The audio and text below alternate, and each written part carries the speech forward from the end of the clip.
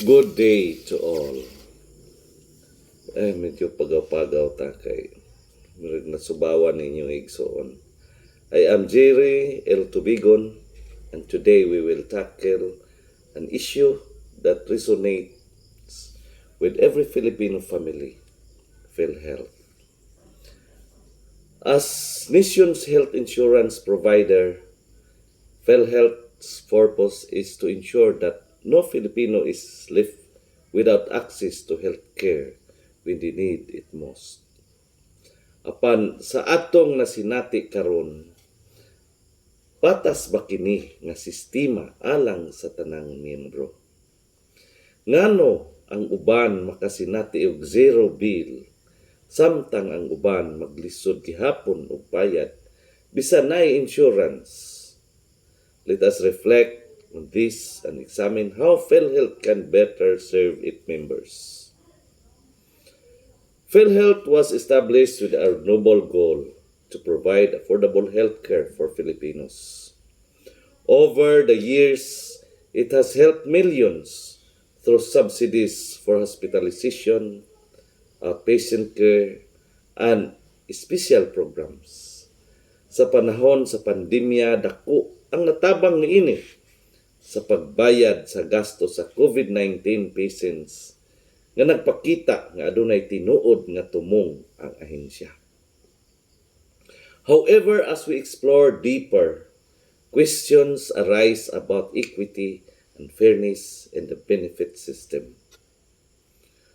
One of PhilHealth's flagship programs is the No Balance Billing policy, which allows indigent members to leave hospitals with zero bills. While this is commendable initiative, it also raises concerns among regular paying members like employees. For indigent members, PhilHealth support is a lifeline. But for employed members who contribute monthly, their experience often feels unequal. Ang mga empleyado nga pirmi nga gihulugan og kontribusyon gikan sa ilang sweldo dili maka-avail og parihas nga benepisyo sama sa zero billing. Imagine working tirelessly for 8 hours a day, enduring the daily grind to provide for your family. Your salary is automatically deducted for PhilHealth contributions. Yet, when faced with a medical emergency, the financial relief you receive may not even cover half of the hospital bill. Makaingon ba kita nga patas kini? Ilabi na sa mga nagbuhis ug nagkugi alang sa ilang panginabuhi. The middle class, which includes many employed contributors, often finds itself in a difficult position. They are neither considered indigent nor wealthy, yet they are heavily burdened. Their salaries are already stretched then for daily expenses and their children's education. When hospitalization occurs, they must rely on savings or loans to cover the remaining costs after PhilHealth's minimal support. While no one wishes to feel ill, the thought of being left financially drained after a hospital stay is a harsh reality for many. Ang pangutana mao, nganong dili mahatagan og mas taas nga benepisyo ang mga regular nga miyembro nga nagkugi ug naghulog matag buwan? Compared to private health insurance, PhilHealth contributions are indeed more affordable. Private insurers guarantee specific amounts of coverage even after just a year of payment, but they come at a high cost. PhilHealth on the other hand, is designed to be accessible for all.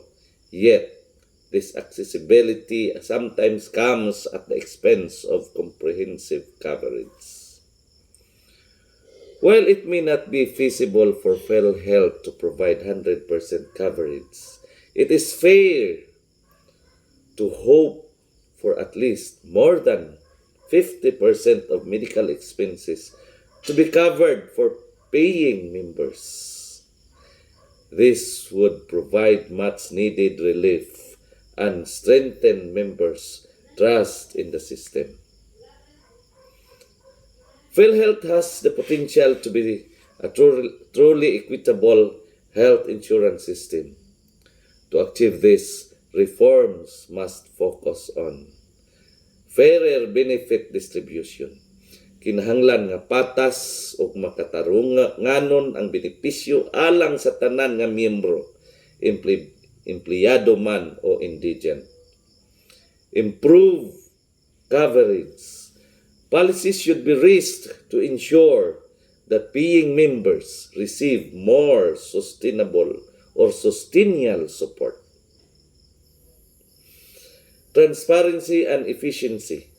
Streamlining processes and ensuring proper fund allocation will help rebuild trust and confidence in the system.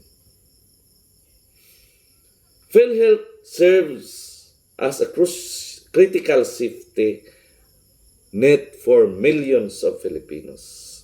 But for it to truly succeed, it must ensure fairness and equity in its benefits.